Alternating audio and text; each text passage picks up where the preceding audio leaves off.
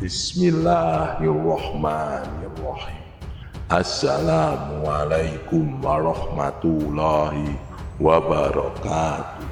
Sahabat Supermedia yang dimuliakan Allah, semoga kita selalu dalam keadaan sehat walafiat. Amin. Alhamdulillah dan terima kasih kepada yang sudah like dan subscribe. Semoga selalu dalam lindungan Allah dan dipanjangkan keberkahan umurnya.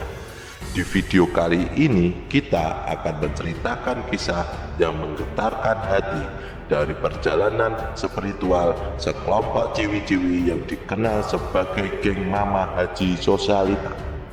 Mereka memulai perjalanan mereka ke Mekah dengan penuh semangat dan harapan, namun diiringi dengan tantangan dan ujian yang menguji keimanan mereka.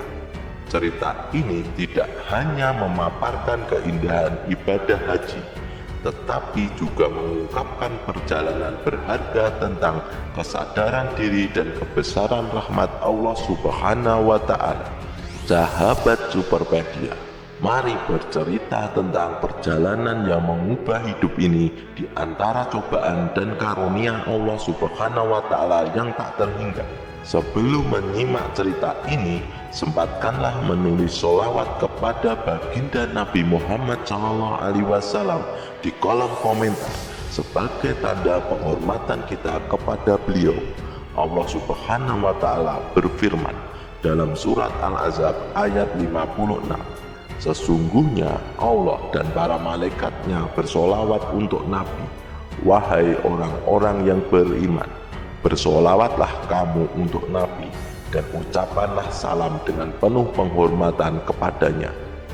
Mohon sahabat seiman semuanya untuk mendengar video ini sampai akhir agar tidak terjadi kekeliruan dan kesalahan. Nama-nama dalam tokoh ini saya samarkan. Musim haji kali ini terasa begitu istimewa bagi rombongan jamaah asal Indonesia. Di antara kerumunan jamaah yang penuh semangat dan harapan, tampaklah sekelompok wanita yang menarik perhatian. Mereka adalah Ibu Eli dan kawan-kawannya, 5 wanita yang mengenakan perhiasan berlebihan. Jari-jari mereka dipenuhi cincin, gelang, perhiasan lengan mereka hingga ke siku, memancarkan kekilauan emas dan permata. Setelah menempuh perjalanan panjang yang lancar, rombongan ini akhirnya tiba di Mekah. Mereka pun beristirahat sejenak di salah satu penginapan. Saat sedang beristirahat, seorang jamaah yang lebih senior mendekati kelompok Ibu Eli.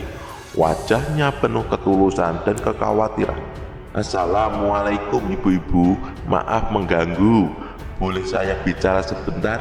Tanyanya dengan lembut. Ibu Eli yang sedang mengagumi cincin berlian di jari manisnya menoleh dengan alis terangkat. Waalaikumsalam, ada apa ya Bu? Begini Bu, kita sekarang ada di Mekah sebagai tamu di sini. Sebaiknya kita tidak mengenakan perhiasan dalam jumlah banyak.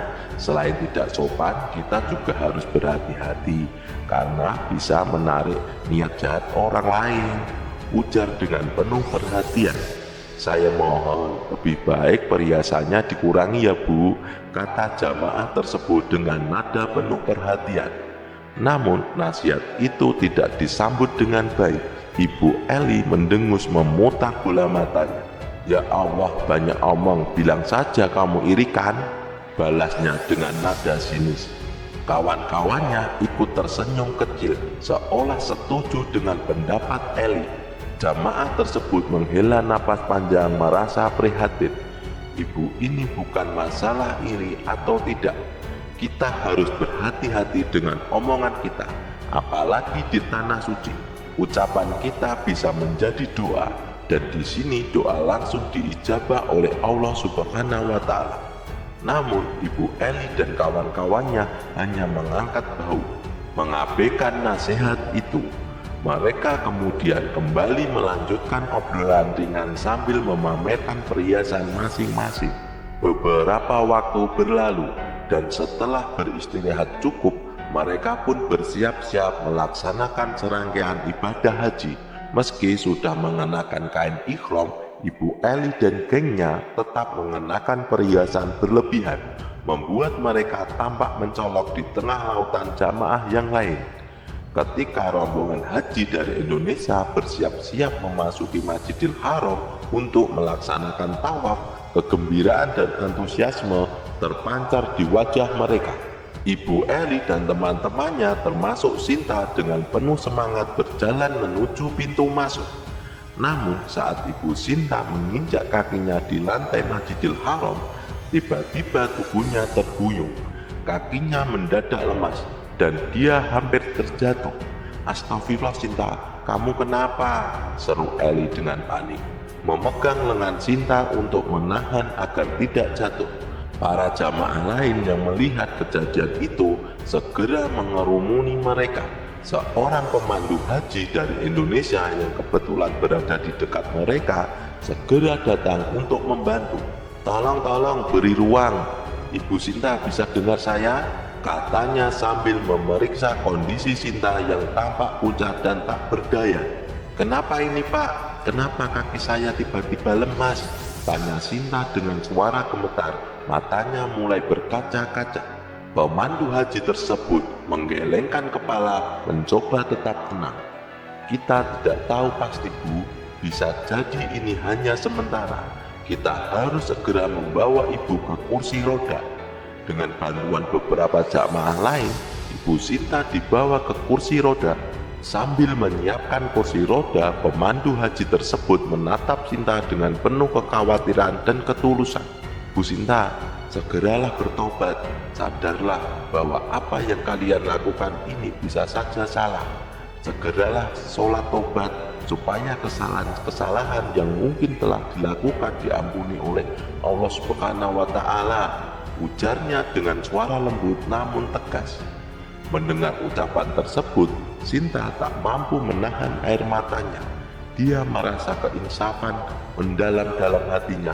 "Astagfirullahaladzim," lirihnya sambil menetes air mata.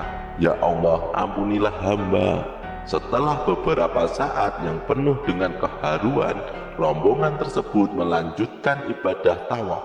Ibu Sinta meski dalam keadaan lemas tetap bertekad melanjutkan ibadahnya dengan dibantu oleh petugas Mekah yang mendorong kursi rodanya.